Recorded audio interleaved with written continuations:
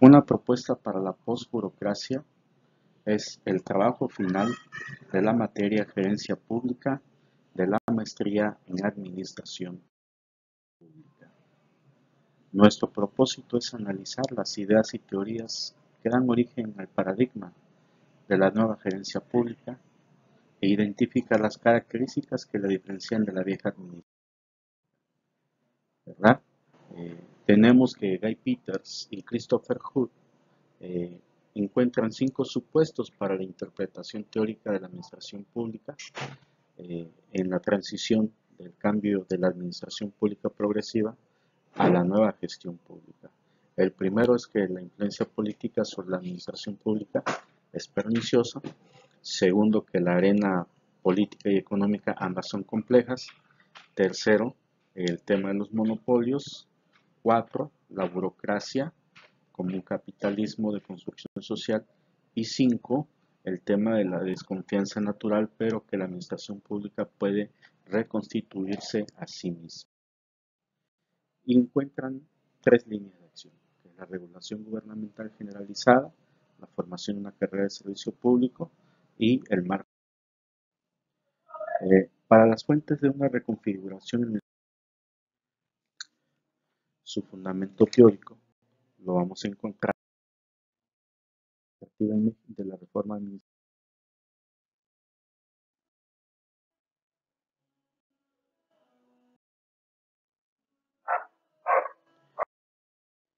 que persigue prácticamente 4 objetivos: evitar que la administración pública sea la arena política del régimen, ¿verdad?, imponiendo mecanismos institucionales. Hay que vigilar a la burocracia, hay que el aparato público transforme la vida pública, que se convierta en un sistema de calidad, pero sobre todo en que más que en abandonar modelos organizacionales debe ser a problemas específicos.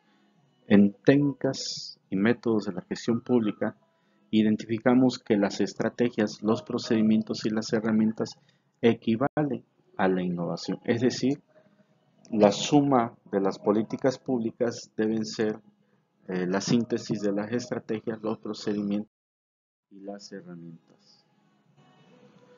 Tenemos un ejemplo de Alemania con el tema del alto número de decesos por accidentes viales, dos propuestas: cómo lo resolvería la administración pública y cómo lo resolvería la nueva gestión pública.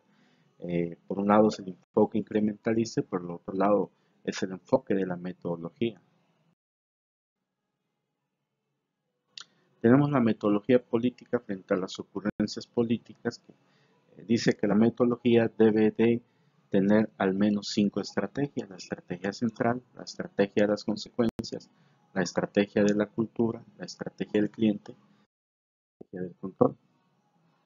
Dirección pública, políticas públicas y método científico sostiene, obviamente ahí, ¿verdad?, de que el punto clave es tener a la clase política gobernante con elección pública en quién es quién en la nueva gerencia pública. Por un lado, los directivos públicos acceden por la vía democrática al poder, los gestores públicos son la casta política. ¿Qué rol juegan? Pues bueno, unos son la atribución de la decisión final, mientras que otros entran en el sistema de competencias. Los directivos públicos deben ser los líderes, los que encabecen el proceso y tener capacidad para transitar entre la administración pública tradicional y la nueva gerencia pública. Deben tener capacidad de información, mientras que los directivos públicos realmente son los jefes de estados, los gestores públicos son los titulares de la dependencia.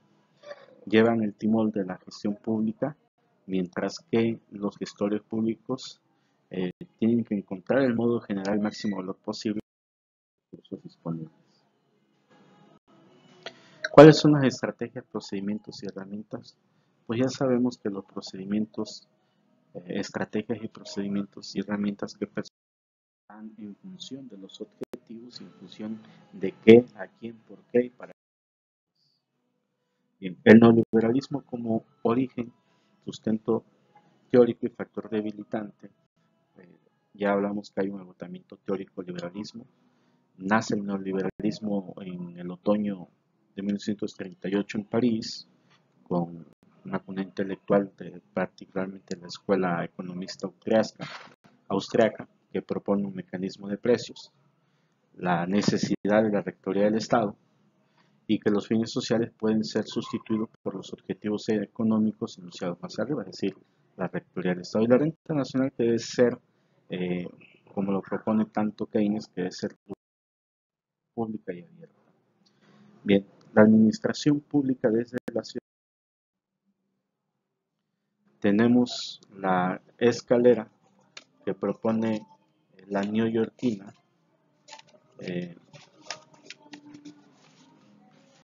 Sherry Rubin Phillips Arnstein, en la que consta de 8 escalones: manipulación, terapia, información, consulta, aplacador, colaboración, y básicamente se ha constituido en el punto de referencia.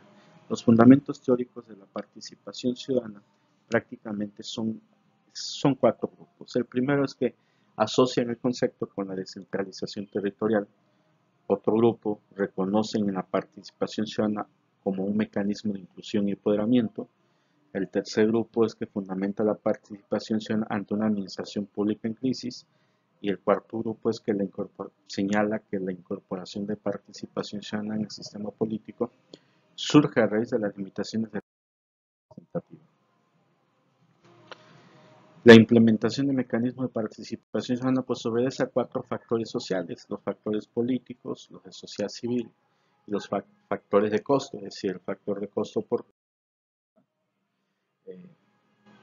democracia y mecanismos de participación. Es importante señalar que la democracia no se limita, no se supedita ni se limita al enfoque o perspectiva electoral como comúnmente predomina en el imaginario colectivo.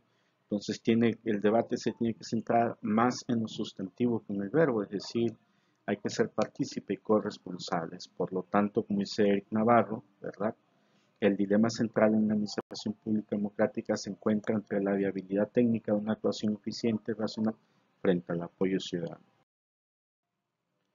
Y tenemos, en el caso de gobierno abierto y mecanismos de participación, hay una transición de la gestión pública durante el proceso de redimensionamiento del Estado. Hasta antes de 1940 predominó el modelo estadocéntrico, cogobernado con la casta aristocrática. De 1940 a 1970 existe el modelo de orientación promercadista o privatista, que trae un cuño neoliberal, ¿verdad?, porque estamos hablando que estaba recién creado el enfoque teórico. Está el modelo sociocéntrico, donde el Estado es el rector con la sociedad civil involucrada. Y por último, el Open Government, que es un gobierno abierto en el que la transparencia y las cuentas son parte común. La participación ciudadana y sus mecanismos en México, la primera ley general, ley sobre planeación, sienta las bases para la industrialización en México en 1930. En 1983 el gobierno de Miguel de la Madrid obliga a los foros de consulta ciudadana. El movimiento del 88 es un parteaguas a que obliga que el gobierno de Carlos Salinas introduzca mejoras políticas de participación ciudadana. Pero es importante que veamos a la acción colectiva como parte de una agenda pública para incidir teniendo de interlocutor al gobierno, obviamente, ¿verdad? Y recordar que los mecanismos de participación pues es el plebiscito, la consulta ciudadana, voto, referéndum, cabildo, usos y costumbres, revocación de mandato, acciones afirmativas, iniciativa de ley, foros. El modelo tipo ideal weberiano. Hay que saber que todos sabemos que Max Weber, el sociólogo alemán, pues ese es el creador de la burocracia moderna.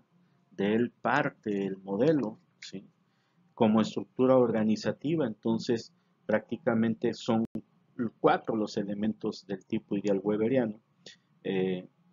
La administración se rige por reglas y procedimientos, 1, ¿verdad? 2, hay un principio de jerarquía funcional. 3, la burocracia debe estar regida por valores como cualidad y un presupuesto anual que debe ser aprobado por otro poder público como contrapeso y fortalecimiento del principio de separación de poderes. Y otra vez, estos 3 enfoques o teorías por las cuales se sustenta la nueva gestión. Estas son las medidas que se proponen desde el enfoque de la nueva gestión pública, ¿verdad? La separación del diseño de políticas públicas, es decir, que deben ser diseñadas por equipos especializados. Hay que delegar las responsabilidades, hay que traspasarla, el presupuesto debe ser flexible, hay que incrementar la delegación horizontal, es decir, hay que especializar las funciones, hay que privatizar los servicios públicos, se incorpora el gerencialismo, entre otras. Y pues bueno, Christopher Cropper Hood, quien señala que hay un matrimonio entre el nuevo institucionalismo y la nueva gerencia pública, confirma el supuesto de que la evolución filosófica de la post-nueva gerencia pública no es más que una evolución circunstancial exigida por aquellos elementos sustantivos que postulan el nuevo gerencialismo. Ahora bien, en un ejercicio revisionista de la literatura que da basamento teórico al nuevo institucionalismo, el gerencialismo y la GNP, encontraremos necesarios argumentos que propone Max Weber, es decir, sin importar hacia dónde se dirijan las nuevas propuestas, todas ya tienen puntos en cuenta. La jerarquización, que el Estado es para resolver problemas, la burocracia es un tipo de poder y que obviamente tienen un basamento teórico, que es lo mismo que decíamos. Ahora bien, en la postburocracia weberiana, o para la nueva gestión pública, se resumen en que todas esas propuestas buscan incidir o proponer el modificar el diseño organizativo de la administración pública, una renovación estructural, una racionalización normativa, que es decir, la simplificación administrativa, una racionalización cultural, que vemos el caso de Alemania, ir de la mano con la innovación tecnológica, obviamente sistemas computarizados, entre muchas cosas, transparencia. Ahora bien, ¿cuáles son los aspectos centrales del paradigma postburocrático? Guzmán Salazar dice que hay cuatro, generalmente, ¿no? La globalización, que es el más visible, las reconceptualizaciones, que traen mucho más origen el tema de las primaveras de los movimientos sociales políticos, el clima cultural y la innovación tecnológica. ¿Cuáles son esas características que debe tener el modelo postburocrático? Bueno, deben ser horizontales, democráticas, transparentes y participativas. ¿Qué mitos hay en el paradigma postburocrático? Prácticamente se habla de que hay dos. La sociedad del conocimiento, que genera una sociedad desigual y que obviamente se accede en función de la meritocracia, y la alienación vista como un modo de insatisfacción.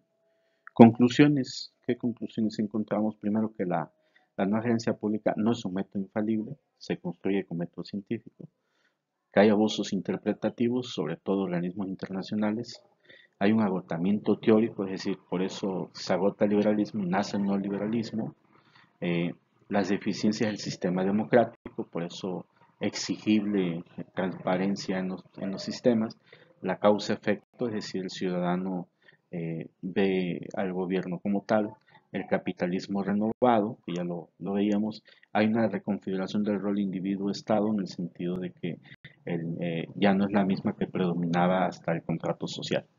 Y hay un nuevo modelo, en ese nuevo modelo de la nueva gerencia pública, Max Weber sigue sobreviviendo. Sus postulados son y siguen siendo los básicos y no han cambiado. Muchas gracias.